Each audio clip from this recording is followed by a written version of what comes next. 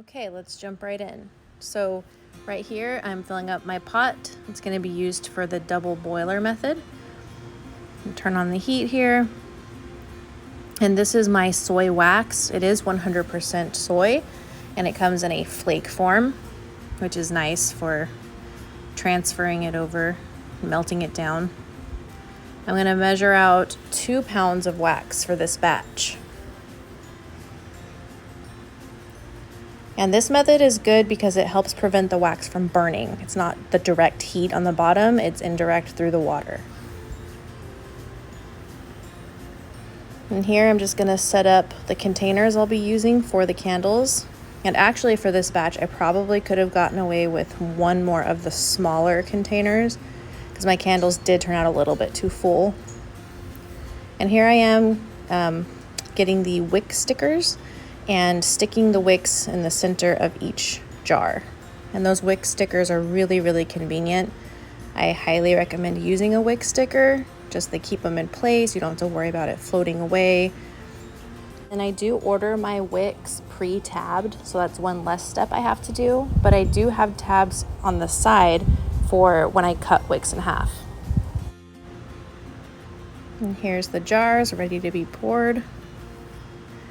And checking on the wax.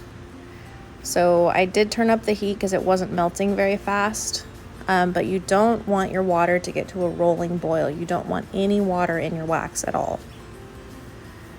So while that's melting, I'm going to measure out my scented oil. Now for my wax, it's 1 ounce of scented oil per pound of wax. So I measured out 2 ounces here, and I'll just set that aside until my wax is at the right temperature. And here I am taking my notes. It's good to keep track of everything you use, each batch and the date, all that information so you can go back to it later. And just keep stirring the wax. As you can see, it's starting to melt down. And even more so, just that one last little lump left. And it's melted. So once it gets to 185, that's for the wax I have, you're ready to pour in your scent. So slowly pour it in and slowly stir. You stir too fast, you're gonna have a lot of craters, a lot of bubbling, and you wanna prevent that as much as possible. At the same time as the oil, I'm going to add my color, my dye. I use a liquid dye, and because I'm using 2 pounds, it is a double batch, so I'm doing double the amount of dye that I would for a single batch. So I believe for this one it was 30 drops. Basically, the more drops you add, the deeper your color is going to be.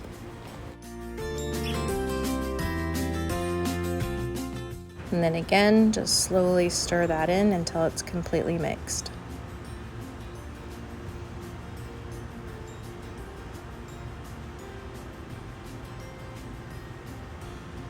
Once it's mixed up, I'll add in my thermometer.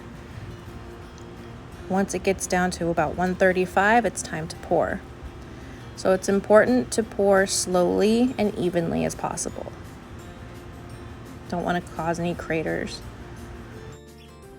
It's important too to leave some space at the top of each candle.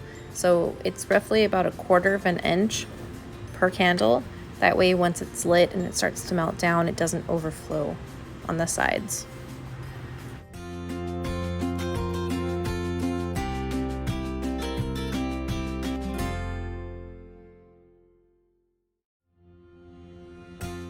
These are my wick holders. At first, I started using popsicle sticks, but these were a good investment. They work really well for me.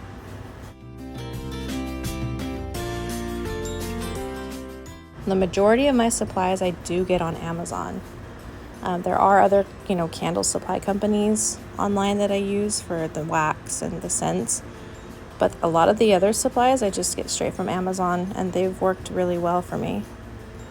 And I know some of these are upside down.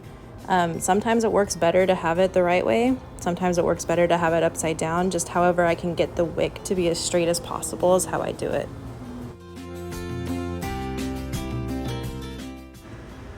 Here's the candles sitting and cooling off.